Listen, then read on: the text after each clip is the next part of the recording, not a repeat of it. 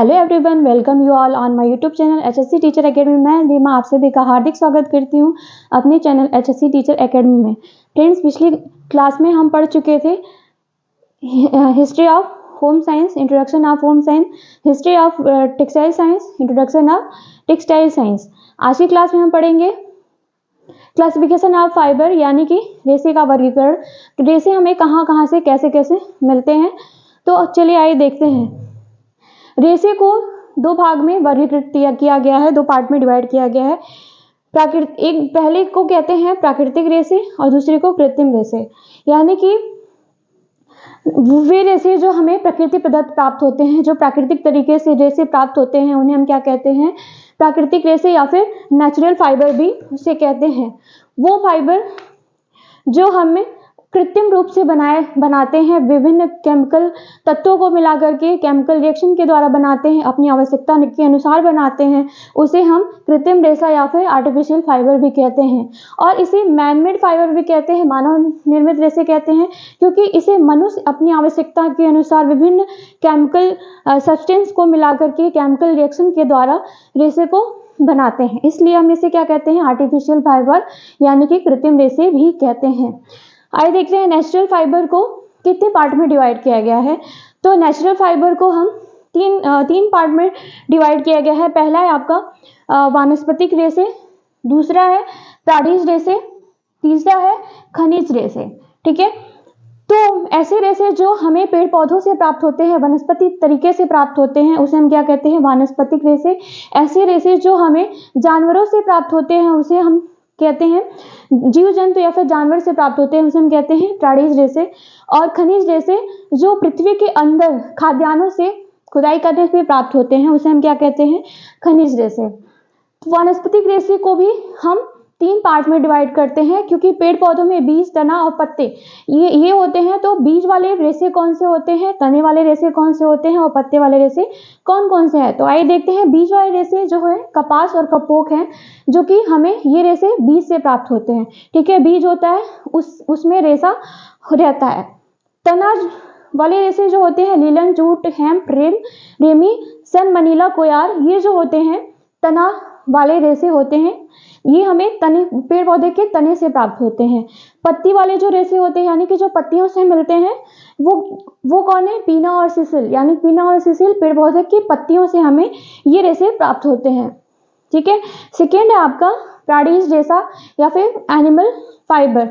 तो animal fibre जो होते हैं वो हमें जीव जंतु या फिर जानवरों से प्राप्त होते हैं, जैसे ऊन और रेशम। तो ऊन हमें कहाँ से मिलता है, भेड़ बकरियों से। ठीक है, रेशम हमें कहाँ से मिलता है, सहतूत के पत्तियों से। उसमें क्या होता है, रेशम का कीड़ा होता है, जो उसके लार्वा से क्या होता है, उसका लार्वा जब सूख जाता है, उससे हमें रेशम प्राप्त होता है। ये सबसे लंबा रेशा माना जाता है और सबसे छोटा, यानी कि इसको फिलामेंट फाइबर भी कहते हैं, क्योंकि ये सबसे लंबा रेशा होता है, इसलिए इसको फिलामेंट फाइबर भी कहते हैं। ठीक है, और सबसे छोटा रेशा कौन सा होता है, यानी कि उसको स्टेपल फाइबर कहते हैं, जो सबसे छोटा रेशा होता है। तो स्टेपल फाइबर कौन सा है आपका, कपास, यानी कि कॉटन वाला जो रेशा होता है, उसे हम स्टेपल फाइबर भी कहते हैं। फिलामेंट फाइबर हम रेशम को कहते हैं, क्योंकि ये सबसे लंबा होता है और लंबाई में लंबा होने के कारण इसे हम फिलामेंट फाइबर, और कपास को सबसे छोटा होने के कारण इसको हम क्या कहते हैं, स्टेपल फाइबर। आई होप इतना समझ में आया होगा। खनिज रेशे वो होते हैं जो जमीन के अंदर खाद्यान्नों की खुदाई से प्राप्त होते हैं, जैसे सोना, चांदी, एस्बेस्टस, कोयला भी आएगा, कोयला से आपका हीरा भी बनता है। ठीक है, नेक्स्ट आते हैं हम लोग कृत्रिम रेशे, यानी कि आर्टिफिशियल फाइबर। इसको मैनमेड फाइबर भी कहते हैं। ठीक है, इसको थर्मोप्लास्टिक फाइबर भी कहते हैं, इसको मैजिक फाइबर भी कहते हैं। इसे कैसे ये मिलता है, तो जो मनुष्य होता है केमिकल तत्वों के द्वारा, केमिकल रिएक्शन के द्वारा इसे तैयार करता है, इसलिए हम इसे कृत्रिम रेशा या फिर आर्टिफिशियल फाइबर भी कहते हैं। ठीक है, अब इसको भी दो पार्ट में डिवाइड किया गया है, एक मानवकृत रेशा और एक संश्लेषित रेशा। ठीक है, इसे मानवकृत रेशा को मैनमेड फाइबर भी कहते हैं, और इसको सामूहिक रूप से क्या कहते हैं, रेयान यानी कि नाइट्रोसेल्युलोज, क्यूप्रामेनियम और विस्कस रेयान को हम सामूहिक रूप से क्या कहते हैं? रेयान। क्यों कहते हैं? ये जो फाइबर होता है ये सूर्य की किरणों को परावर्तित करता है और इसका जो गुण है वो कपास के रेशे से मिलता जुलता है। इसको जलाने पर, जो रेयान का रेशा है, इसको जलाने पर इसमें से कपास जैसी गंध आती है। कपास के ये पौधे के तने की लुगदी से बनाया जाता है। विभिन्न रिएक्शन के रासायनिक प्रक्रियाओं के द्वारा इसमें जो घोल होता है उसको स्पिंडिट के छिद्रों के द्वारा गुजारा जाता है। फिर तैयार रेशे को हम क्या कहते हैं? धूप में सुखाते हैं, ठीक है, और उससे जो है हमें ये रेशा प्राप्त होता है जिसे हम क्या कहते हैं? रेयान। और रेयान वाला रेशा जो होता है ये सूर्य की जो किरणें होती हैं उनको परावर्तित करती हैं और रेयान को सामूहिक रूप से हम नाइट्रोसेल्युलोज, क्यूप्रामोनियम, विस्कस रेयान को हम सामूहिक रूप से क्या बोलते हैं? रेयान बोलते हैं। ये सारे क्वेश्चन आपको एग्जाम में देखने को मिलेंगे अलग अलग तरीके से, ठीक है। तो ये सारी चीजें आप नोट कर सकते हैं, ठीक है। नेक्स्ट है संश्लेषित रेशा यानी कि आर्टिफिशियल फाइबर। इसमें आपका कौन कौन सा रेशा आएगा? तो पहला आएगा नायलॉन, दूसरा आएगा पॉलिस्टर, तीसरा डेक्रॉन, चौथा एक्रिलिन और आर्लान, फाइबरग्लास, टेरिलिन, टर्बन। ये सब जो रेशे होते हैं वो आर्टिफिशियल फाइबर यानी कि संश्लेषित रेशे होते हैं। इसको जादुई रेशे भी कहते हैं क्योंकि इसमें जो है केमिकल तत्वों को मिला करके केमिकल रिएक्शन के द्वारा अपनी इच्छा के अनुसार, अपनी आवश्यकता के अनुसार मनुष्य इसको तैयार करता है, ठीक है। तो इसलिए इसको आर्टिफिशियल फाइबर या फिर केमिकल फाइबर या संश्लेषित रेशा भी कहते हैं, ठीक है।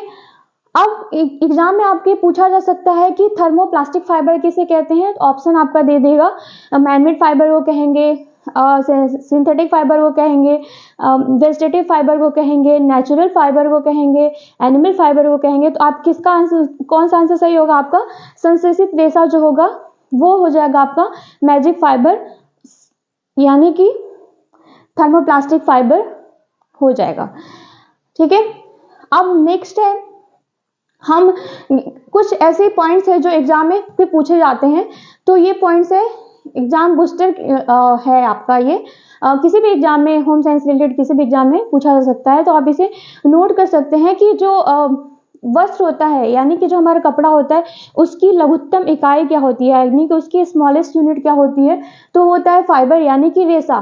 कपड़े को तैयार करने के लिए सबसे छोटी इकाई क्या होती है? रेशा। और रेशा यानी कि फाइबर, फाइबर से यान बनता है, यान से आपका क्लॉथ बनता है यानी कि वस्त्र, और वस्त्र से क्या बनता है? आपका गारमेंट। मतलब अपनी इच्छा के अनुसार आप जैसा कपड़ा सिलवाना चाहते हैं वैसा सिलवाते हैं या फिर रेडीमेड तरीके से भी मार्केट में आपके मिलता है, ठीक है। दूसरा टर्म है टर्मिनोलॉजी, परिसज्जा यानी कि फिनिशिंग क्या होती है? तो वस्त्र जब करघे पर से बन करके तैयार होता है तो बहुत ही भद्दा और खुरदुरा सा दिखाई देता है, चमकहीन होता है। लेकिन जब वस्त्र पर अंतिम रूप से परिसज्जा कर दी जाती है, फिनिशिंग की जाती है, तो वह वस्त्र देखने में और भी सुंदर, चमकदार और आकर्षक लगते हैं और उसकी जो कीमत बढ़ जाती है, ठीक है। तो परिसज्जा क्या होती है यानी कि फिनिशिंग। वस्त्र पर अंतिम रूप से की जाने वाली प्रक्रिया को हम क्या कहते हैं? परिसज्जा या फिर फिनिशिंग। नेक्स्ट पॉइंट है यानी कि थर्ड पॉइंट, इलास्टिसिटी, प्रत्यास्थता क्या होती है? तो जब हम कपड़े को खींचते हैं और पुनः वो अपनी आकृति को प्राप्त कर लेता है तो उसको हम क्या कहते हैं? प्रत्यास्थता यानी कि इलास्टिसिटी, ठीक है। वस्त्र को खींचने के उपरांत वो पूर्व अवस्था में आ जाए उसी को हम क्या कहेंगे? इलास्टिसिटी या फिर प्रत्यास्थता। नेक्स्ट है सभी वानस्पतिक रेशे जो होते हैं यानी कि जितने भी वेजिटेटिव फाइबर होते हैं वो कैसे होते हैं? सेल्यूलोसिक रेशे होते हैं यानी कि उसमें सेल्यूलोज पाया जाता है। नेक्स्ट है आपका सफाई करना। तो सफाई करने का जो टर्मिनोलॉजी है मतलब कि टेक्सटाइल के टर्म में हम उसको क्या बोलते हैं? स्काउरिंग। जैसे पानी है आपका तो उसको साइंस की भाषा में क्या बोलते हैं? हम H2O, और इंग्लिश में क्या बोलते हैं? वाटर, और संस्कृत भाषा में आप क्या बोलेंगे? जल, ठीक है। तो वैसे ही सबकी अपनी अपनी टर्मिनोलॉजी है सारे सब्जेक्ट की। तो सफाई करना को हम टेक्सटाइल की भाषा में क्या बोलेंगे? स्काउरिंग, यानी कि ऊनी रेशों की सफाई करने को हम क्या कहेंगे? स्काउरिंग, ठीक है। कार्बोनाइजेशन किसे कहते हैं?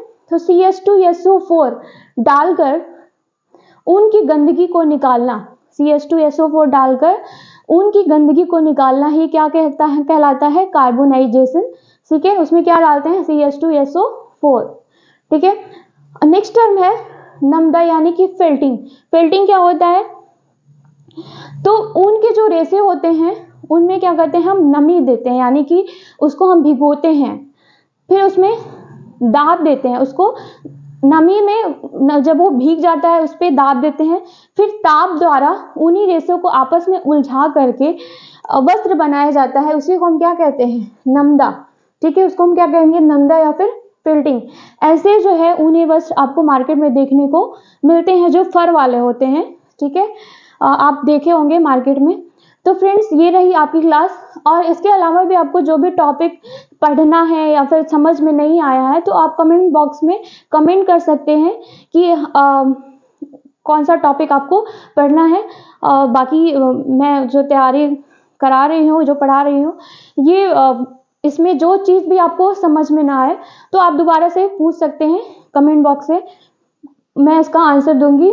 और अगर आपको ये क्लास अच्छी लगी हो तो चैनल को लाइक, सब्सक्राइब एवं शेयर करिए और बने रहिए। मिलते हैं नेक्स्ट वीडियो में, तब तक के लिए bye bye, take care and thank you so much.